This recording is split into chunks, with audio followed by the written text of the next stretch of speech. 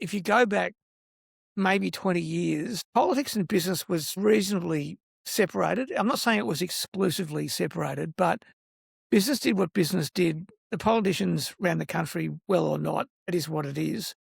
But I feel like what's happened over the journey is partly because of, as you said, social media, sensitivity of brand issues, and partly because of the way politics has evolved, particularly in the politics of populism. When something goes wrong, you can find that one of the first things that happens is what I call maybe the politics of distraction. In other words, if something's going wrong at a government level, let's distract the community and have an inquiry into X, Y, or Z. So that it does raise the complexity of what's going on. So I think that becomes a challenging thing. And I think I read somewhere not long ago, it's getting harder and harder to find people, as to your early point, to go on boards because of the reputational risk and the legal risk. And I think the legal risk has always been a strong point, but the reputational risk is significant.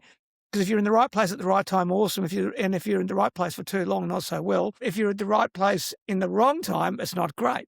Yeah, yeah, yeah, yeah. It's definitely a challenge, and I do talk to people who are worried about becoming a director, for that reason. A bit like my colleague, who maybe had good foresight way back then, right? Yeah. To say no, he doesn't want the risk that goes with it. Look, there's no doubt it's tough. It's no doubt it's hard when companies are taken to task.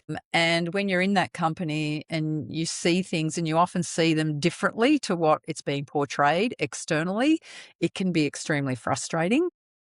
But I also work on the principle that I've got a job to do as a director, and I'm going to do it to the absolute best of my ability.